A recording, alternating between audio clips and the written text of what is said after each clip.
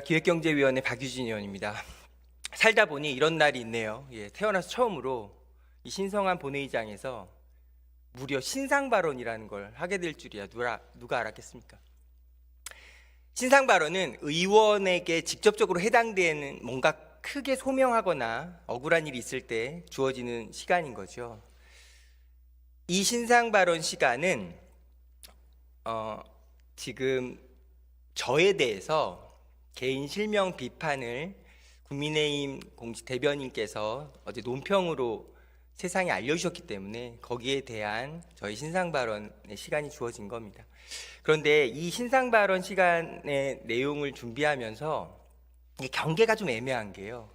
오세훈 시장님의 어제 저와의 시정 질문에 관한 것이 배경인데 그 배경에 대한 설명이 공식 논평으로 붙어 있기 때문에 이걸 어떻게 가르마를 타서 어디까지를 신상 발언으로 이야기해야 하고 어디까지를 5분 자유 발언으로 이야기할까 고민이 많았습니다.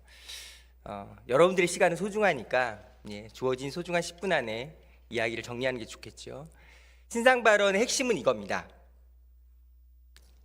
사실을 제대로 알고 동료 의원에 대해서 비평, 비난, 뭐든 사실에 근거해서 의견을 나눠야 되는 것이 본회의장의 존재 이유잖아요. 얼마든지 가능한 겁니다. 모두가 다 알고 있습니다. 사실이 아닌 것을 사실인 것처럼 쓰면 얼마나 가슴이 아프겠습니까?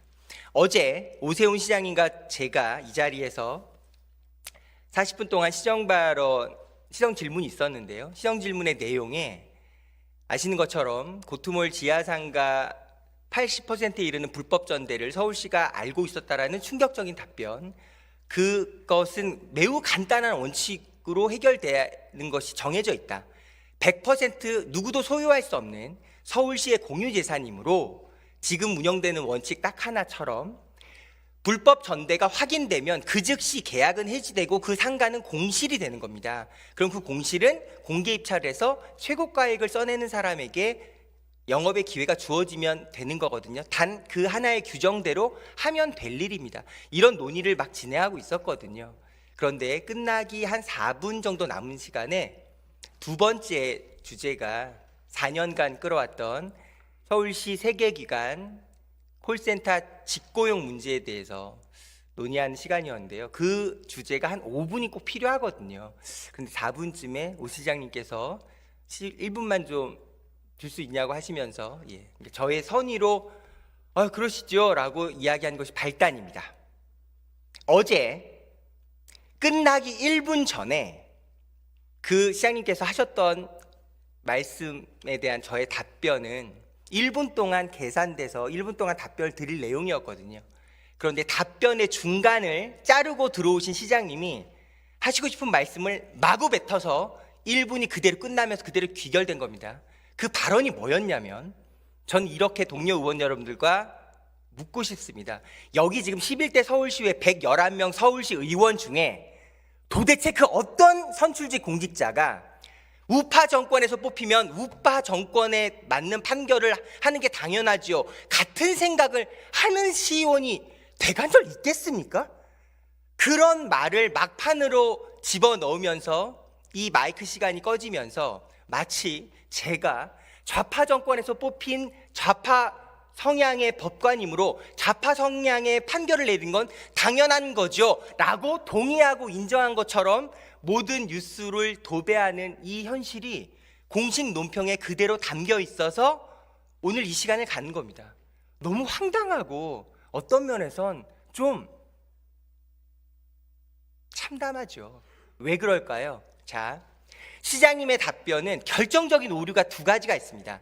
시장님께서 문영배 재판관이 특정 성향의 처신을 계속해서 나타내고 있는 걸 알고 있냐 이렇게 말씀하셨죠. 그 근거가 두 개입니다. 김어준 같은 사람을 팔로우하고 있다, 그런 그룹들을 다수를, 그리고 이 사실이 알려지자 SNS를 전부 닫았다. 이 두 가지입니다. 재밌는 사실 알려드릴게요. 문영배 재판관의 페이스북 친구가 몇 명인 줄 아십니까? 그냥 5,000명입니다. 4,900명 수두로 나와 있으니까 5,000명 수준인 거죠. 제 페이스북도 제가 위메 홍보실장 시절에 거의 회사 홈페이지처럼 페이스북을 썼었거든요. 친구가 5천 명입니다. 뭐 육박한 거죠. 저의 5천 명 페이스북 친구 안에는 정광훈 목사의 친구들도 다수 있습니다. 그런 게 SNS의 공간이죠. 문제는 무엇이냐? 아니 어떻게 문영배 재판관 같은 사람이 김어준을 팔로우했다. 김어준 팔로우하면 죄입니까? 100번 양보해서 김어준을 포함해서 김어준과 생각을 같이 하는 사람들을 다수를 팔로우했다고 칩시다. 질문 드리겠습니다. 문영배 재판관이 팔로우한 사람들 전원을 조사한 적 있습니까? 아니요, 그런 거 없어요.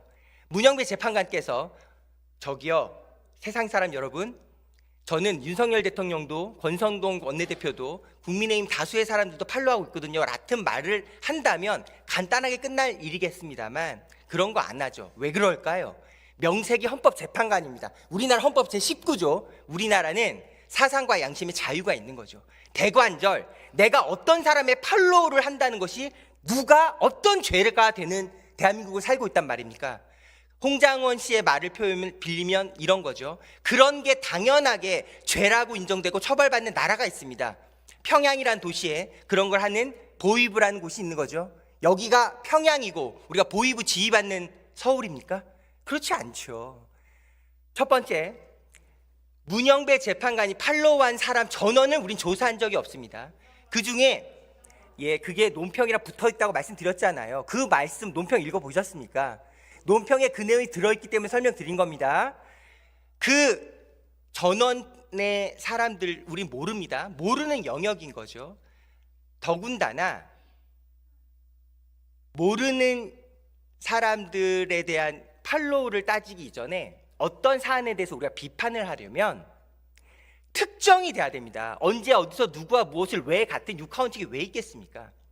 약속드리겠습니다. 이 자리에서 논평에 대한 이 답변이 가장 훌륭하겠네요. 저는 문영배 재판관이 현재 윤석열 탄핵 심판을 맡고 있는 당사자로서 매우 중요한 분이죠. 이분이 윤석열 탄핵의 판결을 예단할 수 있는 어떤 발언이나 행동이나 그것의 증거가 특정되어 있는 것을 우리 모두가 확인한다면 저는 기꺼이 오늘 발언 사과하고 그 누구보다 앞장서서 윤석열 변호인 측에 주 재판관 탄핵 심사 회피 신청 하시라고 말씀드리면서 재판관께서는 이 판결을 담당하시는 거 온당치 않겠습니다라고 누구보다 강력하게 얘기하겠습니다.